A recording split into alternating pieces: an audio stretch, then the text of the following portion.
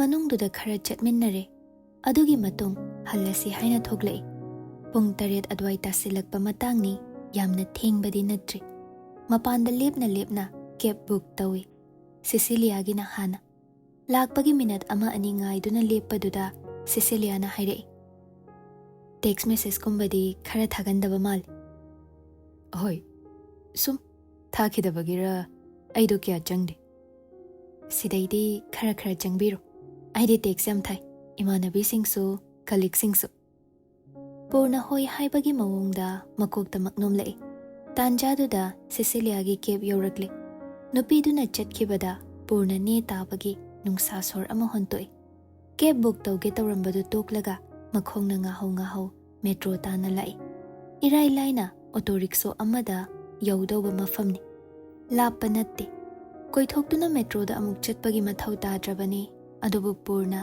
magi lum tharakpa WakhaL mayam ama mi marakta changlaga masado WakhaL khallaga chinghallagana hena nungaibagum tawri asumna station mari muk tonglaba matung makhoigi leifamdu yaure khongna tapna lai lambi dagi kari laikhisige khaladuna dukan paringduda yengna chatpada Nancy ga thengnai hello good evening hello sir yam thengna halakpa male khara thengi store da changdoiro au change tawrini lao asi haina purna convenience store adugi thongdu hangi aduga Nancy na mang thaduna changhali 24/7 hangwa store ni chana thaknabadagi hauna home items makhal kaya yauri bakery products khara leiriduda changlaga bread hana khali adudagi sangom half liter gi packet ama frozen food leiridudagi meatball packet animo Nancy na adu uraduna prap nganglai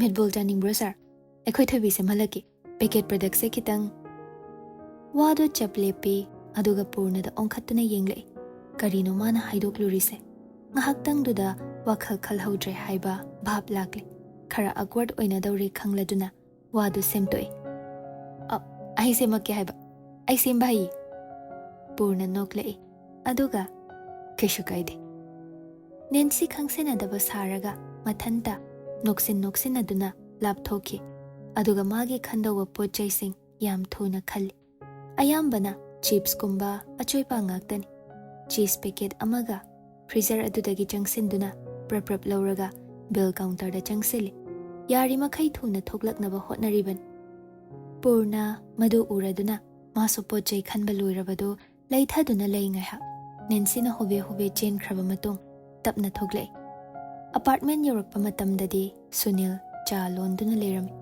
purna changlakpada mamana macha ngaiduna lerambagum changsilaktuna purakliba pochai mayamdu ogle furit khangraugadu fatfat kanthokpiradana tawrei yare khadrak ai khongkodam tam dogi nangna wari khangningido thoglaga tamgi wari nungaina baidana chaga lolabani meatball sima ready tawram okay purna mamai mamit ta thoi masamdusu ising achambana luthoi aduga firol athaba comfy oiba sechilaga thoklei cha asabaga meatball sembada ngairibaduga manil karaduna table da thangdoklamli changsilaktuna sofa da famtharaga yanglin tingkhatli aduga tingli yangli dunale phone adu lauthoklaga sofa na kalda thami text message lakpagi notification tone amuk anirak tai hangduna di yengde message laisi yengudana kai kanabanuda abe moiramadi oisana aruba leiraga call mine dozarakan yam dimani ko nupase demand gi wana tida sune bidyaude kuidoragi kari muk haidoragi wa handakna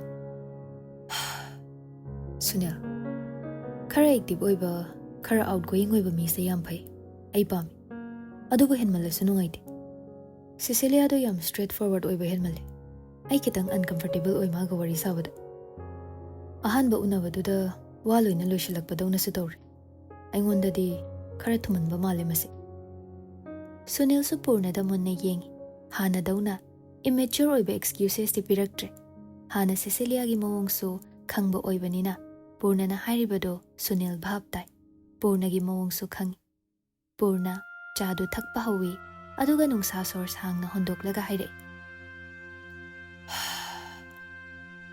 Kokse yam chi'e aise. Caffeine se kok chikpa phawani. Ado ngasai aina thaklakpadudi aingonda changdra mal. Khara phagadran tawruraga henjille tawrisi. Weather sina soiramnida. Ngasi se numit thokte nong khara mangidana. Ingbasiga pasinaba. Hoi adugisa. Chak thongaroise. Ai karino horen dinner gi order tawragi. Nangi oin tawr. Ai chaningba phawdo mandre. Ungta pena tungi. Yadoiro. Yani yani. Tumin chadu thaknaraga ngahak phami. Purna masadu wai sangbadawna khara pothaba haurakle. Ngasai makhaidi fungatlambani. Karino khangdaba nungaitaba. Ihai hainingdaba kharana nungai pham khanghandraduna. Masana yaningdabagira natraga unaruriba nupiduna mabu comfortable feel tawhandabagira.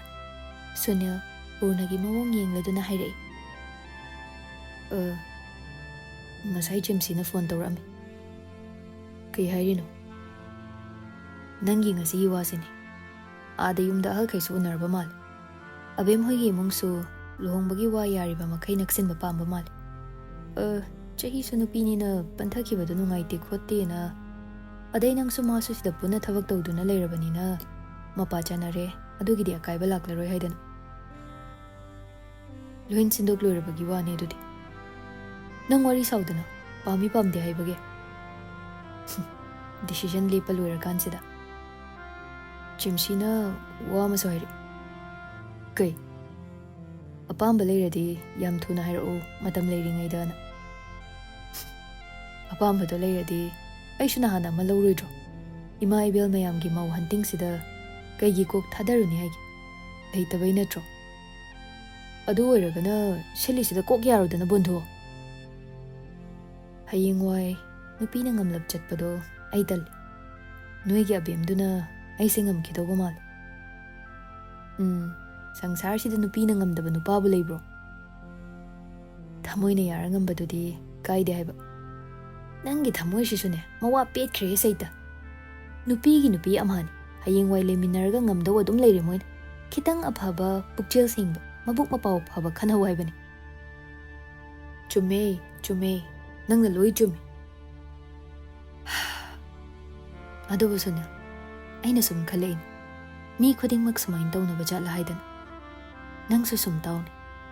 Aningba apamba kanamta na mapung phana phangba nate. Unsi se compromise tawraga da chatpan. Masi meaning of life ni hairaga penthokpasi. Mipum khudingmak sumain lei bajala haidan. Kaigamba leiramba oiradi tasingna masina reality oiradi Sunil. Aise khwaidagi selfish oiba mi tare. Aigi thamoise penthokpa hitre. Achoba punsigi decision ama lauramdaida hesitate toba WakhaL yam khanba. Apam pamdana inaba haise so meaning of life ni purn. Selfish oiba kaudeda. Isana isagidama khandana kanana khanbigani. Aidi luhongbase honglui khaluraban. Yamna wild oiba nahawi rikangi WakhaL khar. Yumda phaw hanjilu. Sirabasu mafam khangdaba lam amada masak khangdaba miya marakta. Adubu reality dadi aigi mang mayamda purakpa yaramdre. Miyoiba amoina poklabadi mayam khwaiga manana hingu haidana atiyada paikhatluba WakhaL se chingthaduna leimaida chathal. Aduna hujik luhongbagi nupi khanbagi kanadraba mathasi susaribani. Ay hujikan se yam tanthakre sune. Nahan wai pangnungda nungaigi khalamba moment khuding enjoy tawramba mi du soidre. Chain se mawong amada lai. Chahi na purakpani di haigan. Chahi gi wa aingonda leitaban. Masi aingonda pisilakliba condition mayam se na oihalakpani. Purna makhata na wa mayam amahai magi oiba sangsar se magi oidre. Mi mayam gi sanafam oire haibagi bhabta. Ayambana ma hojik nungai pham khangdre haina phongdoklibani. Chummi Purna yamna hongli. Chahi kharagi mamangda oiramba ma hojik oidre. Sunil su khangi. Aduna hairiba mayamdo tumin phamduna tai. Adumna wari saba yaba saramlaga Purna magi roomda changkre. Sunil ngaihak mathanta phamduna leihawi. Somda Nancy do hanjin ngangli. Ay di pelabani da ko. ꯑꯁ ꯀꯔꯤ ꯈꯜꯂꯝꯒꯅꯤ ꯊꯑꯣꯏꯅ ꯍꯥꯏꯔꯛꯄꯅꯤ ꯈꯜꯂꯝꯒꯗ꯭ꯔꯥ ꯑꯁ ꯌꯥꯔꯦ ꯃꯤ ꯉꯁꯥꯏꯗꯩ ꯅꯪꯅ ꯑꯗꯨꯒꯤ ꯋꯥꯔꯤꯗꯨꯗ ꯇꯧ ꯂꯩꯔꯦ ꯏꯀꯥꯏ ꯍꯥꯏꯕ ꯊꯣꯏꯕꯤ ꯅꯪꯕꯣ ꯀꯩꯁꯨ ꯈꯜꯂꯝꯃꯣꯏꯁꯦ ꯑꯩ ꯚꯥꯞ ꯑꯣꯏꯍꯧꯗꯕꯅꯦ ꯍꯥꯏꯕ ꯆꯤꯟꯁꯤꯗꯅꯦ ꯊꯣꯏꯕꯤ ꯁꯦꯝꯍꯜꯂꯛꯀꯦꯅ ꯁꯠ ꯍꯦꯛꯇ ꯍꯥꯏꯗꯣꯛꯎꯏꯅꯦ ꯍꯥꯏꯕ ꯅꯪꯕꯣ ꯀꯩꯁꯨ ꯈꯜꯂꯝꯃꯣꯏ ꯍꯥꯏꯕꯅꯤ ꯀꯩꯗꯧꯔꯒꯦ ꯃꯁꯤ ꯅꯨꯄꯤꯁꯤꯕꯣ ꯑꯗꯨꯏ ꯅꯠꯇꯦ ꯃꯥꯏ ꯈꯨꯅꯣꯛꯇꯣ ꯀꯩꯅꯣꯝ ꯌꯥꯎꯔꯒ ꯅꯣꯛꯑꯦ ꯍꯥꯏꯕ ꯃꯁꯥꯒꯤꯅꯦ ꯍꯣ ꯃꯁꯥꯒꯤꯅꯦ ꯍꯥꯏꯕ ꯑꯗꯨꯃꯥꯏꯅ ꯑꯗꯨꯝ ꯅꯣꯛꯄꯅꯤ ꯑꯁꯦꯡꯕ ꯀꯥꯟꯅꯗꯕ ꯋꯥꯗꯣ ꯇꯧꯔꯅꯨ ꯌꯥꯔꯦ ꯑꯗꯨꯏ ꯁꯔꯨꯛꯅꯦ ꯑꯩ ꯗ꯭ꯔꯦꯁꯁꯦ ꯀꯔꯝꯕ ꯂꯩꯌꯨꯒꯦ ꯑꯝꯇ ꯈꯟꯃꯤꯟꯅꯁꯤꯂꯣ ꯀꯩ ꯂꯩꯒꯦ ꯍꯥꯏꯅꯣ ꯑꯁꯤ ꯍꯥꯏꯅ ꯅꯦꯟꯁꯤ ꯊꯣꯏꯕꯤꯒꯤ ꯃꯅꯥꯛꯇ ꯆꯪꯁꯤꯜꯂꯛꯇꯨꯅ ꯐꯝꯃꯤ ꯑꯗꯨꯒ ꯐꯣꯟ ꯑꯗꯨ ꯌꯦꯡꯃꯤꯟꯅꯩ ꯑꯣꯟꯂꯥꯏꯟ ꯁꯥꯏꯠ ꯑꯃꯗꯒꯤ ꯗ꯭ꯔꯦꯁꯦꯁ ꯃꯌꯥꯝ ꯑꯃ ꯁ꯭ꯀ꯭ꯔꯣꯜ ꯇꯧꯔꯗꯨꯅ ꯌꯦꯡꯂꯤ ꯅꯦꯟꯁꯤ ꯈꯨꯗꯣꯝꯕꯤ ꯊꯤꯜꯂꯤ ꯑꯁꯤꯁꯦ ꯕꯦꯕꯤ ꯄꯤꯡꯛ ꯑꯣꯏꯕ ꯐ꯭ꯂꯣꯔꯦꯜ ꯄ꯭ꯔꯤꯟꯠꯁꯦ ꯑꯩ ꯉꯁꯥꯏ ꯌꯦꯡꯉꯝꯃꯕꯅꯤ ꯄꯥꯝꯗ꯭ꯔꯣ ꯄꯥꯝꯃꯦ ꯑꯗꯨꯗ ꯔꯤꯚ꯭ꯌꯨ ꯆꯪꯉ ꯌꯦꯡꯉꯨꯕꯗ ꯑꯗꯨꯝ ꯇꯟꯈ꯭ꯔꯦ ꯌꯥꯝ ꯊꯤꯅ ꯁꯦꯠꯂ ꯊꯥꯒꯠꯂꯛꯄꯗ ꯕꯤꯠ ꯌꯥꯝ ꯍꯜꯂꯦ ꯍꯥꯏꯕ ꯖꯨꯠ ꯆꯥꯗꯅ ꯁꯦꯠꯄꯩꯅꯦ ꯐꯖꯅ ꯁꯦꯠꯂꯗꯤ ꯑꯗꯨꯝ ꯐꯖꯅꯤ ꯗ꯭ꯔꯦꯁ ꯀꯦꯔꯤ ꯇꯧ ꯍꯩꯇꯕ ꯑꯣꯏꯗꯣꯏꯅꯦ ꯃꯥꯏꯁꯦ ꯑꯗꯨ ꯑꯣꯏꯔꯁꯨ ꯇꯟꯈ꯭ꯔꯦ ꯑꯩ ꯋꯥ ꯄꯦꯠꯄꯁꯤꯅ ꯅꯪꯅ ꯏꯕꯦꯝꯃ ꯑꯇꯩ ꯌꯦꯡꯉꯛꯑꯣꯁꯦ ꯀꯥꯏꯗ ꯁꯦꯠꯄꯩꯅꯣ ꯚꯦꯂꯦꯟꯇꯥꯏꯟꯗ ꯑꯗꯨꯏ ꯅꯨꯃꯤꯠꯇꯣ ꯍꯣꯂꯤꯗꯦ ꯄꯤꯕ꯭ꯔꯣ ꯍꯥꯏꯁꯦ ꯄꯤꯗꯕ ꯃꯥꯜꯂꯤꯗ ꯏꯚꯤꯅꯤꯡ ꯗꯦꯠ ꯆꯠꯇꯣꯏꯔꯥ ꯆꯤꯡꯂꯦꯝꯕ ꯅꯕꯥꯅꯤ ꯅꯠꯇꯦꯗ ꯑꯟꯇꯤꯒ ꯑꯪꯀꯜꯒ ꯑꯩꯒ ꯀꯣꯏꯕ ꯆꯠꯄꯒꯤꯅꯤ ꯃꯕꯥꯅꯤꯒꯤ ꯑꯦꯅꯤꯚꯔꯁꯔꯤ ꯇꯥꯏ ꯑꯗꯨꯒꯤ ꯔꯦꯁꯇꯨꯔꯦꯟꯠ ꯑꯅꯩꯕ ꯑꯃꯗ ꯗꯤꯅꯔ ꯇꯧꯁꯦꯁꯨ ꯍꯥꯏꯕ ꯑꯩꯗꯤ ꯆꯤꯡꯂꯦꯝꯕꯒ ꯆꯠꯄꯩ ꯃꯥꯜꯂꯨꯔꯦ ꯅꯪ ꯈꯨꯍꯥꯏꯗꯨꯗ ꯍꯧꯖꯤꯛꯄꯨ ꯑꯉꯥꯡ ꯃꯆꯥꯏ ꯇꯥꯏꯞꯇ ꯚꯦꯂꯦꯟꯇꯥꯏꯟ ꯁꯦꯂꯦꯕ꯭ꯔꯦꯠꯀ ꯇꯧꯒꯗ꯭ꯔꯣ ꯇꯟꯗ꯭ꯔꯣ ꯀꯅꯥꯝ ꯇꯟꯅꯗꯦ ꯅꯪ ꯈꯛꯇ ꯑꯣꯏꯔꯝꯒꯅꯤ ꯏꯕꯦꯝꯃ ꯋꯥꯊꯤ ꯉꯥꯡꯂꯦ ꯑꯝꯇ ꯌꯦꯡꯉꯣꯁꯦ ꯗ꯭ꯔꯦꯁꯁꯦ ꯏꯪꯗꯧꯕ ꯃꯥꯜꯂꯦ ꯑꯗꯨꯅ 2-piece ꯗ꯭ꯔꯦꯁꯇ ꯃꯦꯛꯁꯤꯒ ꯐꯨꯔꯤꯠ ꯑꯃ ꯌꯥꯎꯕꯁꯤꯒꯅ ꯐꯗꯧ ꯃꯥꯟꯗ꯭ꯔꯣ ꯊꯣꯏꯕꯤ ꯅꯦꯟꯁꯤꯅ ꯈꯜꯂꯛꯏꯕ ꯗ꯭ꯔꯦꯁꯇꯨꯗ ꯃꯨꯟꯅ ꯌꯦꯡꯉꯤ ꯕ꯭ꯔꯥꯎꯟꯗ ꯗꯤꯞ ꯒ꯭ꯔꯤꯟꯒ ꯀ꯭ꯔꯤꯝ ꯀꯂꯔꯒꯅ ꯄꯤꯛꯅ ꯆꯦꯟꯗꯨꯅ ꯂꯥꯡꯉꯤ ꯖꯦꯀꯦꯠ ꯑꯗꯨꯅ ꯄ꯭ꯂꯦꯟꯗ ꯄꯤꯌꯣꯔ ꯕ꯭ꯔꯥꯎꯟ ꯑꯣꯏ ꯀꯣꯂꯔ ꯑꯗꯨꯈꯛ ꯁ꯭ꯀꯔꯠ ꯑꯗꯨꯒ ꯃꯥꯟꯅꯅ ꯁ꯭ꯇ꯭ꯔꯥꯏꯞ ꯆꯦꯜꯂꯤ ꯀ꯭ꯔꯣꯞꯅꯤ ꯌꯦꯡꯕ ꯌꯥꯕ ꯌꯦꯡꯂꯕ ꯃꯇꯨꯡꯗ ꯑꯗꯨꯃꯛ ꯈꯜꯂꯤ ꯅꯦꯟꯁꯤꯒꯤꯁꯨ ꯃꯥꯒꯤ ꯚꯦꯂꯦꯟꯇꯥꯏꯟ ꯗꯦꯠꯀꯤ ꯗ꯭ꯔꯦꯁ ꯑꯃꯃꯨꯛ ꯈꯟꯃꯤꯟꯅꯩ ꯑꯗꯨꯝꯅ ꯉꯥꯏꯍꯥꯛ ꯆꯔꯥꯡꯅꯗꯨꯅ ꯂꯩꯔꯨꯔꯒ ꯑꯅꯤꯃꯛ ꯃꯥꯒꯤ ꯔꯨꯝꯗ ꯃꯊꯟꯇ ꯂꯩꯅꯔꯕ ꯃꯇꯨꯡꯁꯤꯗꯗꯤ ꯊꯣꯏꯕꯤ ꯉꯁꯥꯏ ꯅꯦꯟꯁꯤꯅ ꯍꯟꯖꯤꯟ ꯍꯟꯖꯤꯟ ꯇꯝꯕ ꯄꯥꯎꯗꯨꯒꯤ ꯃꯔꯝꯗ ꯋꯥꯈꯜ ꯈꯟꯕ ꯍꯧꯔꯛꯏ ꯃꯆꯤꯟꯗꯗꯤ ꯀꯔꯤꯁꯨ ꯈꯜꯂꯝꯃꯣꯏ ꯍꯥꯏꯔꯕꯁꯨ ꯄꯨꯛꯅꯤꯡꯗ ꯑꯣꯛꯋꯥꯔꯗ ꯑꯣꯏꯕ ꯀꯩꯅꯣꯝꯃ ꯁꯥꯒꯠꯇꯨꯅ ꯂꯩꯔꯕꯅꯤ ꯄꯨꯔꯅꯅ ꯃꯥꯕꯨ ꯋꯥ ꯌꯥꯝ ꯇꯝꯒꯟꯕꯤ ꯑꯣꯏꯅ ꯎꯔꯝꯂꯕꯗꯤ ꯅꯦꯟꯁꯤꯗ ꯊꯑꯣꯏꯅ ꯍꯥꯏꯍꯜꯂꯛꯄ ꯃꯥꯜꯂꯝꯂꯕꯗꯤ ꯊꯣꯏꯕꯤ ꯃꯃꯤꯠ ꯎꯏꯁꯤꯟꯗꯨꯅ ꯃꯀꯣꯛꯇꯨ ꯐꯠ ꯍꯥꯏ ꯑꯗꯨꯒ ꯃꯆꯤꯟꯗ ꯈꯣꯟꯖꯦꯜ ꯊꯣꯛꯅ ꯍꯥꯏꯔꯛꯏ ꯀꯔꯤꯅꯣ ꯑꯁ ꯑꯩꯕꯨ ꯀꯔꯤꯅꯣ ꯅꯪ ꯍꯦꯛ ꯂꯥꯛꯄꯗꯒꯤ ꯆꯣꯞꯄ ꯏꯀꯥꯏꯕ ꯁꯨꯝ ꯅꯪꯉꯤꯁꯤꯕꯣ I hate my life. God, please help me. ꯑꯁꯤ ꯍꯥꯏꯅ ꯃꯃꯥꯏꯗꯨ ꯃꯣꯟꯗ ꯎꯞꯁꯤꯜꯂꯤ After 1 week, ꯁꯨꯅꯤꯜ ꯗ꯭ꯌꯨꯇꯤ ꯇꯥꯕꯒꯤ ꯔꯨꯝ ꯑꯃꯗꯒꯤ ꯔꯨꯝ ꯑꯃꯗ ꯀꯣꯏꯆꯠ ꯆꯠꯂꯤ ꯈꯤꯇꯪ ꯀꯣꯝꯂꯛꯄ ꯇꯥꯏꯃꯤꯡꯗ ꯁꯤꯁꯤꯂꯤꯌꯥ ꯀꯣꯐꯤ ꯂꯩꯗꯨꯅ ꯄꯨꯁꯤꯜꯂꯛꯏ ꯁꯃꯣꯁꯥꯁꯨ ꯌꯥꯎꯔꯤ ꯋꯥ ꯊꯦꯡꯛ ꯌꯨ ꯃꯤꯁ ꯁꯤꯁꯤꯂꯤꯌꯥ ꯇꯟꯖꯥ ꯌꯥꯝ ꯆꯥꯅ ꯆꯥꯛ ꯂꯥꯝꯕ ꯍꯧꯔꯝꯂꯕꯅꯤ ꯗꯥꯏꯅꯥ ꯍꯣꯏꯁꯨ ꯂꯥꯛꯑꯣꯅ ꯍꯥꯏꯔꯝꯃꯕꯅꯤ ꯁꯃꯣꯁꯥꯁꯦ ꯅꯍꯥꯟꯒꯤ ꯑꯍꯥꯎꯕꯗꯨꯅꯤ ꯊꯦꯡꯛ ꯌꯨ ꯑꯁꯤ ꯍꯥꯏꯅ ꯁꯨꯅꯤꯜ ꯀꯣꯐꯤ ꯑꯃ ꯄꯥꯏꯈꯠꯂꯤ ꯁꯤꯁꯤꯂꯤꯌꯥ ꯃꯤ ꯂꯥꯛꯇ꯭ꯔꯤꯉꯩꯗ ꯇꯨꯡꯃꯥꯡ ꯍꯥꯏꯐꯦꯠ ꯌꯦꯡꯂꯒ ꯍꯥꯏꯔꯛꯏ ꯑꯗꯣ ꯇꯥꯃꯣ ꯁꯨꯅꯤꯜ ꯍꯥꯏꯌꯨꯅꯦ ꯅꯣꯏꯒꯤ ꯐ꯭ꯔꯦꯟꯗꯣ ꯄꯨꯔꯅꯔꯣ ꯍꯣꯏ ꯀꯩꯗꯧꯔꯒꯦ ꯐꯣꯟ ꯀꯌꯥ ꯄꯥꯏꯗꯕ꯭ꯔꯥꯕ ꯄꯥꯏꯗꯕ꯭ꯔꯥ ꯈꯪꯗꯦꯅꯦ ꯀꯩꯗꯧꯔꯦ ꯁꯨꯝ ꯑꯩꯅ ꯇꯦꯛꯁꯀꯨꯝꯕ ꯊꯥꯕꯁꯦ ꯍꯜꯂꯛꯇꯕ ꯀꯣꯜ ꯇꯧꯔꯕꯗꯤ ꯑꯗꯨꯝ ꯄꯥꯏꯔꯛꯏ ꯃꯁꯥꯒꯤꯅꯤ ꯇꯧꯕꯅꯦ ꯑꯗꯨꯃꯥꯏꯅ ꯑꯁꯨꯃꯥꯏꯅ ꯇꯧꯕꯁꯦ ꯑꯩꯗꯤ ꯈꯤꯇꯪ ꯅꯨꯡꯉꯥꯏꯇꯕ ꯑꯗꯣ ꯎꯅꯔꯕꯨꯗꯤ ꯌꯥꯝ ꯐꯩ ꯁꯛ ꯎꯅꯔꯒ ꯋꯥꯔꯤ ꯁꯥꯕꯗꯗꯤ ꯅꯨꯡꯉꯥꯏ ꯃꯥꯒꯤ ꯆꯥꯔꯝ ꯑꯃꯁꯨ ꯑꯗꯨꯝ ꯊꯣꯛꯂꯛ ꯑꯗꯨꯗ ꯍꯦꯛ ꯎꯅꯗꯕꯗ ꯑꯁꯨꯃꯥꯏꯅ ꯇꯧꯈꯤꯕꯁꯦ ꯁꯨꯅꯤꯜ ꯅꯣꯛꯂꯛꯏ ꯃꯁꯥꯒꯤꯅꯤ ꯀꯩꯁꯨ ꯈꯜꯂꯨꯅꯨꯗ ꯅꯨꯡꯉꯥꯏꯇ꯭ꯔꯦ ꯍꯥꯏꯔꯒ ꯇꯣꯏꯅ ꯎꯅꯁꯤ ꯍꯦꯛ ꯀꯩꯗꯧꯔꯒꯦ ꯑꯗꯨꯁꯨ ꯀꯃꯥꯏ ꯍꯥꯏꯅꯤ ꯃꯥꯁꯨ ꯊꯕꯛ ꯆꯤꯟꯕ ꯃꯤꯅꯤ ꯑꯩꯁꯨ ꯆꯤꯜꯂꯤ ꯁꯣꯝꯗ ꯂꯨꯍꯣꯡꯕꯩ ꯋꯥ ꯌꯧꯔꯛꯇꯣꯔꯀꯥꯟꯁꯤꯗ ꯇꯦꯛꯁ ꯊꯥꯔꯛꯇꯕꯒꯤ ꯋꯥꯀꯠꯀ ꯇꯧꯅꯈꯤꯗ꯭ꯔꯣ ꯅꯣꯏꯕꯣ ꯈꯔ ꯋꯥꯔꯤ ꯁꯥꯍꯧꯕꯅ ꯐꯩꯗꯅ ꯕꯤగ్ ꯗꯤꯁꯤꯖꯟꯗꯣ ꯂꯧꯗ꯭ꯔꯤꯉꯩꯗ ꯅꯪꯕꯨ ꯇꯁꯦꯡꯅ ꯄꯨꯔꯅꯁꯦ ꯄꯥꯝꯃꯕꯣ ꯑꯗꯨꯝ ꯌꯥꯏꯌꯦꯅ ꯈꯜꯂꯤ ꯒ꯭ꯌꯥꯟ ꯇꯥꯕꯁꯨ ꯃꯥꯜꯂꯤ ꯑꯃꯔꯣꯝꯗ ꯆꯦꯝꯁꯤꯗꯣ ꯑꯩꯒꯁꯨ ꯍꯥꯟꯅ ꯈꯪꯅꯕꯅꯤꯅ ꯐꯦꯃꯤꯂꯤꯁꯨ ꯊꯣꯏꯅ ꯄ꯭ꯔꯣꯕ꯭ꯂꯦꯝ ꯂꯩꯗꯧ ꯃꯥꯟꯗꯦ Adum moigi mongdo yam phana oi. Kaino ye mi loinama. Masu soidana oiramgani. Hoi, mi budi phabani. Aiga nga goringai de loina reini. Aduna so hena aina thajabane Tamo Sunil hoiga punba Chimsi hoigi family oiba mayam sina. Sengna hairabada aigi oina di yar. Adogi kitang serious oiba relationship ama hana sagat pa supam. Luhongdringai maga iga hena understand tawna naba. Maga di wari sarabo. Sumaina ingonda hairi sumaina hairabo ba. Haire. Ado matam khra loba pamba male. Ingonda chahi ama yengkisi.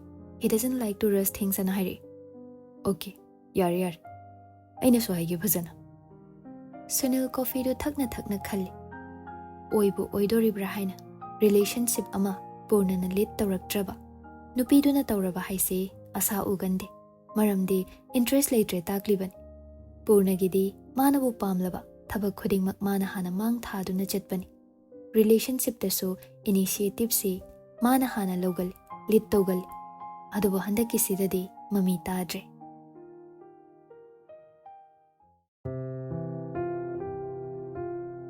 14 February Valentine Day.